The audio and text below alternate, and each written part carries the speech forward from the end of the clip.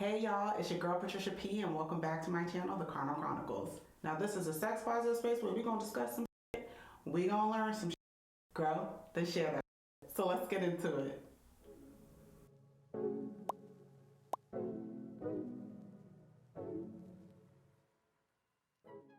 Okay, so today we are back at it with the final part of our mini-series discussing sexually transmitted infections. So far, we've chatted about the ones caused by bacteria or parasites, and today we'll be taking a closer look at the STIs caused by viruses. Since we are at the final stretch here, I am not going to waste any more time. Let's jump into it.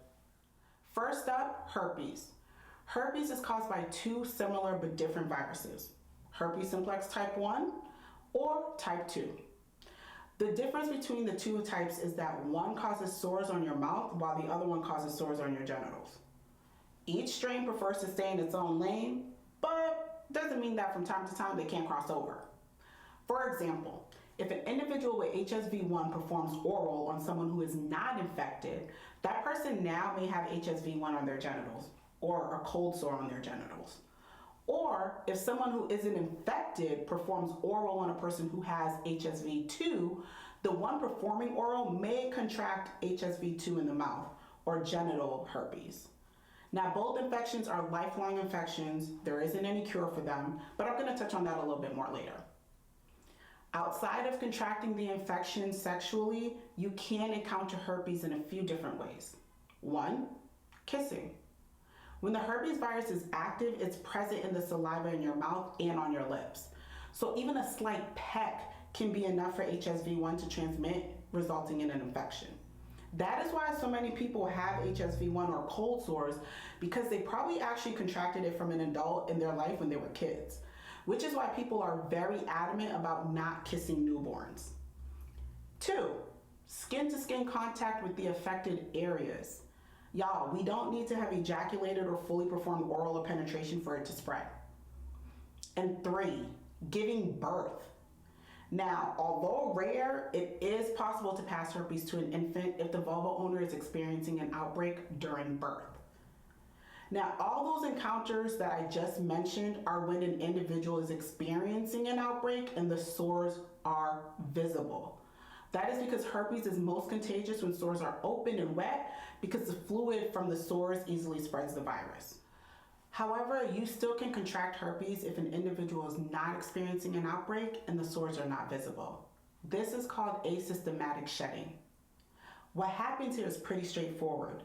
Asystematic shedding occurs when the herpes virus is presented on the skin, but there isn't any sore symptom in sight. Even in this state, the virus is contagious. The virus can spread to others by shedding from the skin.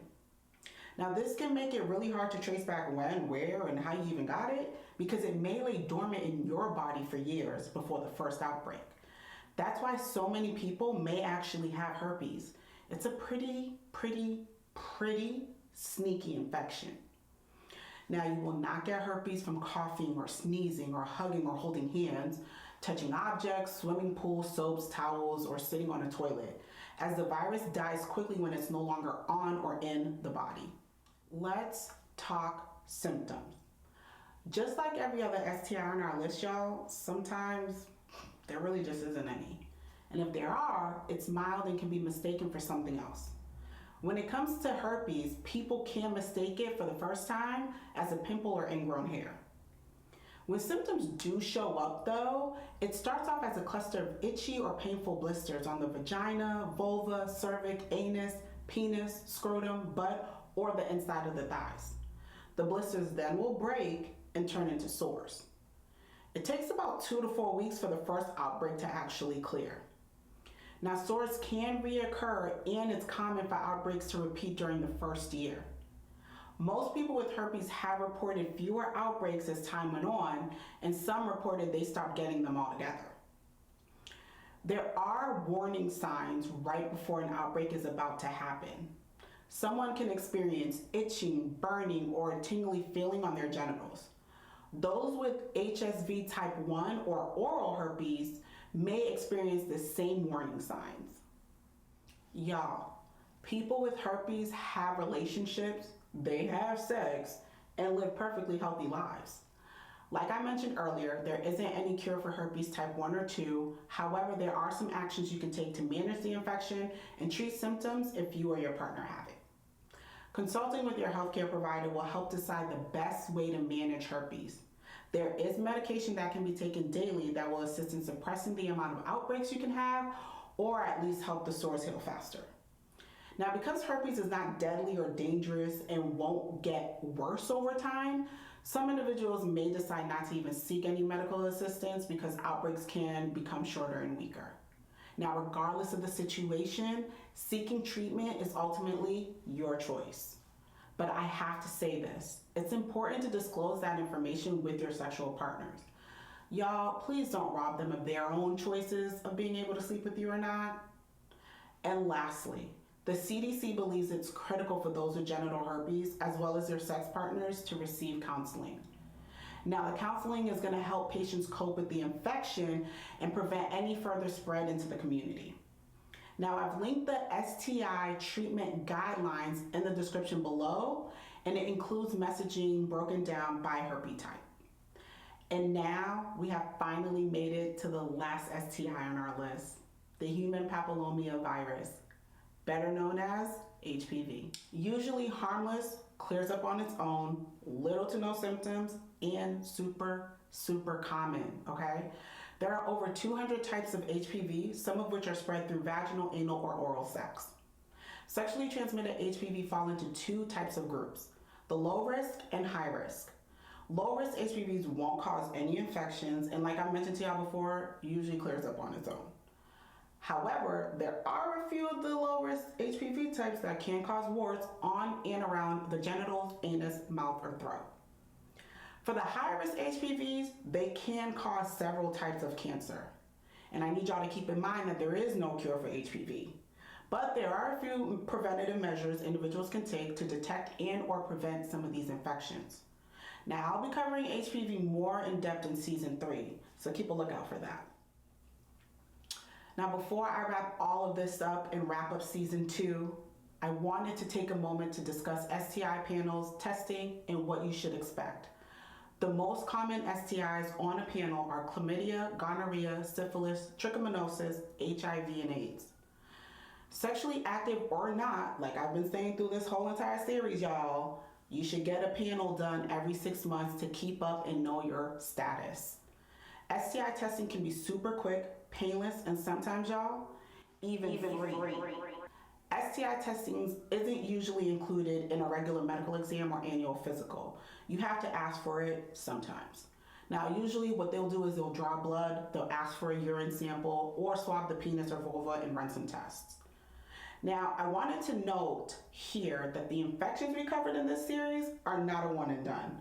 You can become reinfected again, or outbreaks can reoccur.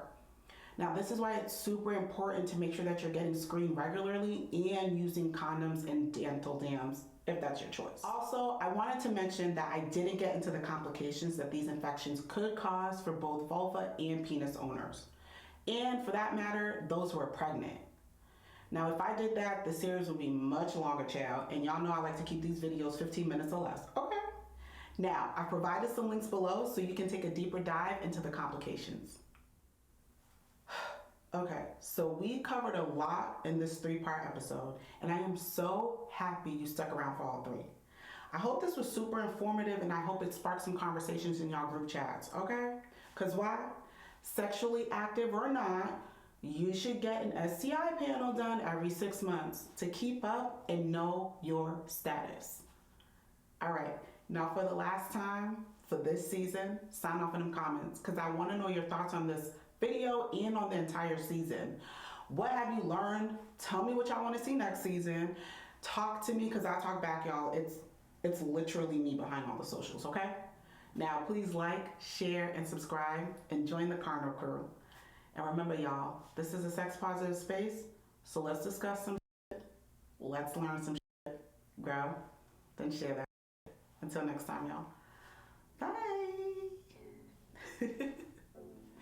And that's a wrap on season 2.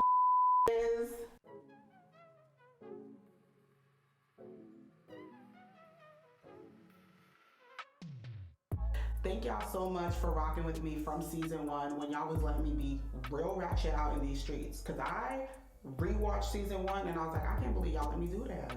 Why would y'all let me do that? Ugh. Now, I'm so proud of season 2, everything that I was able to upgrade as far as my equipment. There's so much more stuff to do and change for season 3, so I'm excited for that. But I think I'm gonna bring back the little ratchet part of me too. We're gonna find a little balance when it comes to that. Now, thank you all for joining, for commenting, for liking, for sharing. Please, please, please continue to have your family and your friends join the Carnal Crew. Send these videos in the group chat and start these conversations, because at the end of the day, that's really what I want. I just want us to have a conversation about these things and dig a little deeper into the topics that are brought up. Now, I love y'all and I can't wait to be back. Bye.